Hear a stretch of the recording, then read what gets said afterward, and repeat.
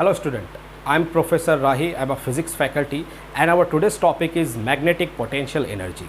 So student, if you remember, if we take a dipole and if we place it in a uniform magnetic field, a torque act on this dipole because of the two equal and opposite forces. And what is the magnitude of the torque? It is given by torque tau is equals to mb sine theta, and this is the vector form. Tau bar is equals to m bar cross b bar, where m is the magnitude of magnetic dipole moment, b is the magnitude of magnetic field, and theta is the angle between this m bar and b bar. So if the torque act on this dipole, definitely work is being done, and that work is stored in the form of potential energy in this system, and that is what actually we want to calculate. Okay, so one more thing, if this theta is the angle between m bar and b bar, and as you see it is a cross product m bar cross b bar, definitely torque will be perpendicular to m bar and b bar. Okay, this torque will be perpendicular to m bar and b bar. Now, so we said if the work is being done as the torque rotate this dipole, and definitely there will be a angular displacement, and if there is an angular displacement or a linear displacement, the work is being done, and that work is stored in the form of potential energy. So to calculate the work done, let us assume that initially dipole move from position AB to position A dash B dash, and d theta is the small angular displacement. So for that, work done will be very small, and this work done dW, it is written as torque tau into d theta. As we know the formula of the work done is equals to force into displacement, and in the rotational motion we use work done is equals to torque into angular displacement, because we are talking about the rotational motion. And one more thing, you have to be very careful, this torque is rotated such that there should not be any angular acceleration. Okay, so now, but I don't want to calculate the work done for small angular displacement. I want to calculate the work done when the dipole rotate from initial angle theta naught to final angle theta naught. Okay, so what I will do, definitely I will integrate this equation. So this W is equals to integration of theta naught initial angle to final angle theta, torque tau into d theta. Why we are doing so? We are calculating small work done first, and then we are calculating the final work done, because this torque is not constant, it is a variable torque. Okay, so work done theta naught to theta, torque tau into d theta. So what is the value of what is the magnitude of the torque tau?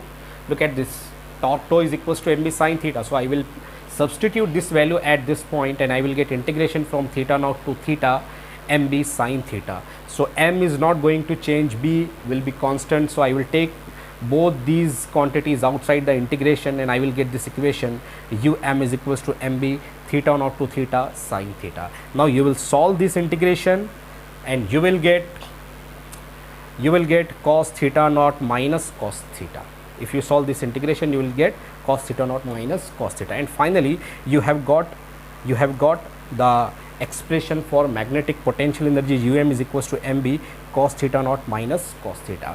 Why we are writing this u? Because this work done itself is the magnetic potential energy stored in the system. As initially I have told you that work done is nothing but it is the potential energy stored in the system. But if we take a dipole and initially we place it perpendicular to the direction of the field, like this is the direction of the field, and you place the dipole perpendicular to the direction of the field, in that case you will say initial angle is what, 90 degree, and if initial angle theta naught is 90 degree, and you substitute the value, cos 90 will be 0, and in that case this magnetic potential energy will become um is equals to minus mb cos theta, if you place theta is equals to 90 degree. So this is another expression, um is equals to minus mb cos theta, but when you are placing a dipole perpendicular to the direction of the magnetic field. Okay, now let us discuss different cases. So let's say if you are rotating the dipole to the final angle 0 degree, like initially you have placed the dipole at 90 degree and it rotate and it becomes parallel to the direction of the field. In that case theta will become 0 degree, and in that case cos 0 will be equals to 1, and if you place this value in this expression you will get magnetic potential energy as minus mb, and this magnetic potential energy is minimum, and this is called the most stable equilibrium position of the dipole in a magnetic field, most stable equilibrium position. Now if you rotate the dipole such that theta is equals to 90 degree, in that case cos 90 will be 0 and magnetic potential energy will be 0. That's why we are placing the dipole initially at a 90 degree, because potential energy will be 0. Ultimately we have not to do any kind of work. That's why we are placing the dipole at 90 degree. And finally if we rotate the dipole to an angle of 180 degree, then cos 80 will be minus 1, and if you place the value of cos 180 in this expression, magnetic potential energy is equals to plus mb, and this is the most unstable equilibrium.